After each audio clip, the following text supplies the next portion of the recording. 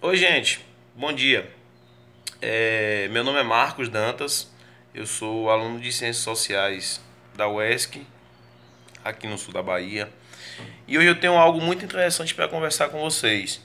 Hoje eu fui desafiado pela professora doutora Milene Ávila, a fim de falar um pouco para vocês sobre esse livro aqui, A Elite do Atraso, do autor Gessé de Souza, Da Escravidão à Lava Jato. Um livro super atual, um livro lançado em 2017. E a professora, que é muito conceituada, a professora doutora Milene, ela nos propôs esse desafio a falar um pouco do que a gente entendeu, do que a gente estudou e do que a gente pesquisou sobre os assuntos que são colocados nesse livro. Para a gente começar, a gente precisa falar um pouco de quem é Gessé de Souza. Ele é um sociólogo, um doutor, um professor de uma universidade muito conceituada aqui no Brasil, que é a UNB, a Universidade Nacional de Brasília. E Gessé, ele tem 57 anos e ele tem se dedicado nesses dois, na verdade não é nem em 2 anos, mas do impeachment da Dilma Rousseff para cá, ele tem se dedicado em mostrar às pessoas como é que foi a formação do Estado brasileiro, em cima de que foi a formação do Estado brasileiro e como é que essas pessoas que participaram e como estão, na verdade, em que classes sociais estão as pessoas que participaram dessa formação do Estado brasileiro. Então, GSL parte do pressuposto de que hoje no país existe uma nova ralé, entendeu? E essa ralé brasileira, ela é formada principalmente pelos descendentes dos africanos, principalmente pelos descendentes dos escravos, dos negros e dos índios, não é? Então, para Gessé, essas pessoas que estão hoje, que padecem, os mais pobres, nas favelas, nas comunidades mais simples, as que passam fome diariamente, as pessoas que não têm onde morar, que não têm o que comer, essas pessoas é a chamada nova ralé brasileira. São os escravos do capitalismo brasileiro, os escravos das pessoas que sempre estiveram ali acima, mantendo o seu poder, sem distribuir bem, corretamente a renda, buscando entender como é que as pessoas precisavam se manter no poder em cima de outras, e até hoje ele entende que essa situação existe e que isso não é um processo puramente simples de 10 ou 15 anos para cá.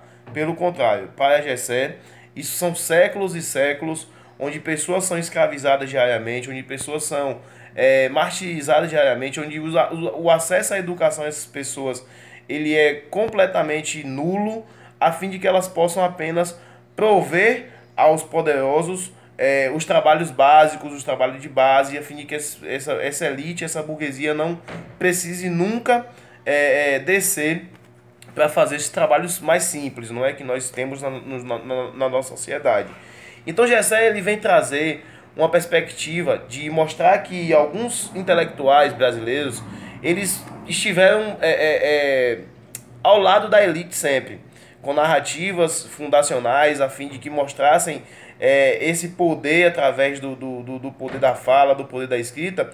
Ele exemplifica dois intelectuais que são Sérgio Buarque e o Raimundo Faoro, a fim de que ele entende que essas pessoas ajudaram em muito com seus escritos a formação do Estado brasileiro, em que é um Estado que acaba excluindo a maioria e apenas entendendo e vivificando, dignificando uma pequena minoria, que é a minoria que mais possui dinheiro, não é? Então, a partir daí, ele começa a falar um pouco sobre como se deu o processo de escravidão no país, sobre como esse processo de uma lei, não é, para a abolição da escravatura ainda é muito recente e que essa escravidão para Gessé, ela ainda existe até hoje, de certa forma, e ela se fragmenta, não é, de outras maneiras, como o racismo em si, para ele, é uma fragmentação da escravidão, e não só o racismo de cor, de pele. Pelo contrário, ele vê também um racismo de cultura, de sociedade, de um racismo econômico, entendeu? A partir do momento em que você não tem o poder que o outro tem, o dinheiro que o outro tem, você acaba sofrendo esse tipo de racismo econômico. Então, Na primeira parte do livro, que é a Escravidão no Nosso Berço, o Gessé ele fala justamente sobre esse racismo dos intelectuais. Como eu disse a vocês antes, não é, Chico Buarque, ou, perdão, Chico não, o Sérgio Buarque e o Raimundo Faoro, eles, como os racistas intelectuais do Brasil, não é, eles colocaram em seus escritos muitas falácias, muitas coisas, muitas informações que pudessem fazer com que nós, brasileiros, achássemos normal sermos aquele brasileiro cordial, não é? Aquela pessoa que entende, que sabe tudo, que sabe que nós somos assim, que vamos viver assim o resto da vida, que nada vai mudar e que colocamos a culpa sempre nós mesmos, sem entender que tudo foi um processo de criminalização dessas pessoas, dessas sociedades, a fim de que a gente não possa tentar mostrar aos nossos filhos, mostrar às pessoas que estão chegando na nossa sociedade, que houve sim, em um período, muita exclusão de alguns e acessão de outros, entendeu? E muita colocação de outros pequenos. Então, na escravidão, no nosso berço, ele vem trazer justamente que esses... ele cita duas obras interessantes, Sobrados e Mucambos, para falar um pouco da formação das sociedades. Para Gessé, o que acontece? Com a vinda dos europeus para cá, não é no período de guerra ali, a imigração tomou muito conta do Brasil e nós temos aí descendentes italianos, alemães, outros descendentes no país, especialmente no sul do país, não é? Esses europeus chegaram por ali e ele percebeu que nesse momento em que esses europeus foram chegando, foram imigrando, foram sendo trazidos para o Brasil, houve uma substituição de mão de obra. Não é aquela mão de obra escrava em que o negro já estava lutando para comprar sua carta de alforria. Ele até conseguia, certo? Ele até conseguia. Porém, o que Gessé percebeu?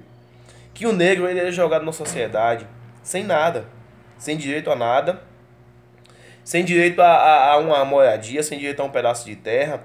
Enquanto muitos desses europeus que chegaram aqui, óbvio que alguns desses europeus também foram escravizados nas lavouras de café, especialmente, não é? Eles foram também escravizados.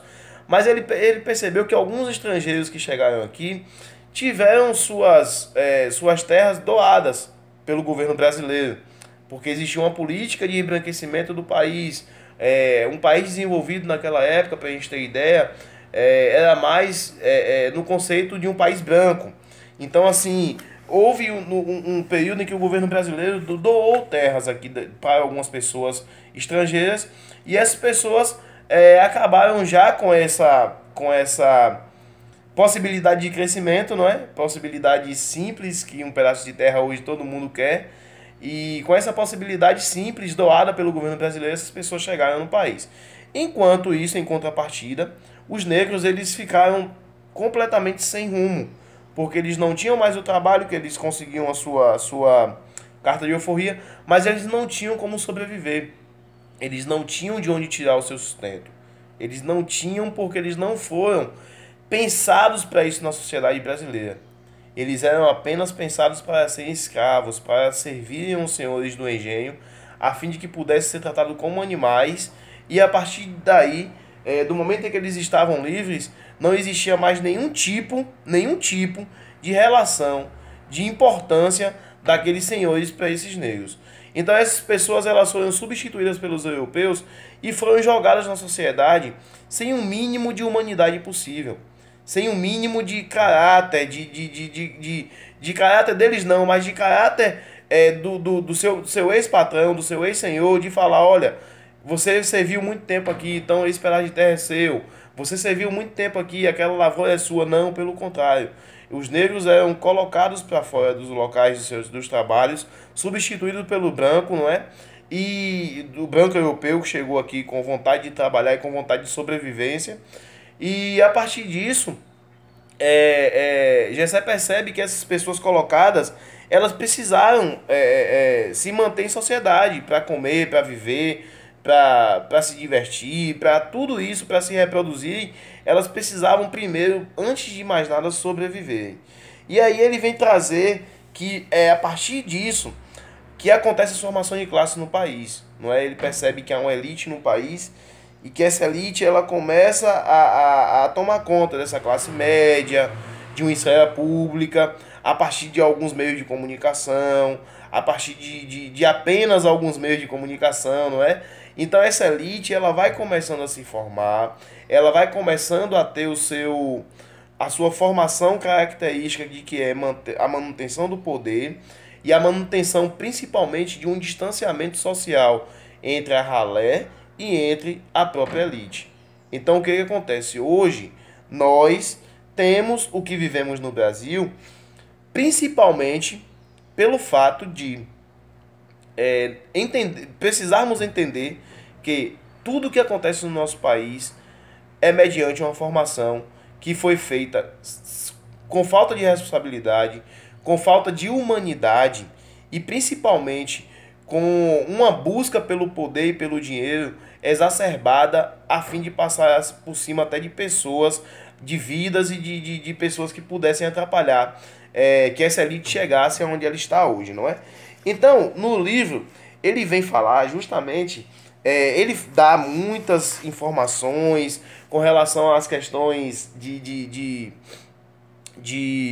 formação realmente do Estado brasileiro, com relação à questão dos intelectuais, como eles agiram de acordo com a vontade da elite, não é? Nas universidades, com seus artigos e textos, mostrando que era necessário ter aquele distanciamento social. Ele vem trazer uma perspectiva de um olhar completamente diferente. E aí eu já convido todos vocês que estarão vendo esse vídeo a procurarem ler esse livro. É um livro muito interessante, um livro do Gessé muito legal. Ele é um cientista político contemporâneo, não é? Está aí trabalhando a todo vapor para tentar mostrar às pessoas que as coisas não são apenas como nós vemos. No final do livro, que é uma parte muito interessante, não é? Muito legal, Gessé ele vem falar que existe dois tipos de corrupção no país, no Brasil. A corrupção dos tolos e a corrupção real, certo?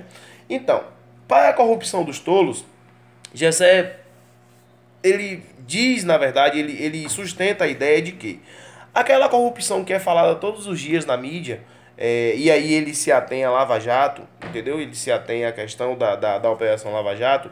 Essa corrupção que a gente ouve todo dia na mídia, para ele é a corrupção dos tolos.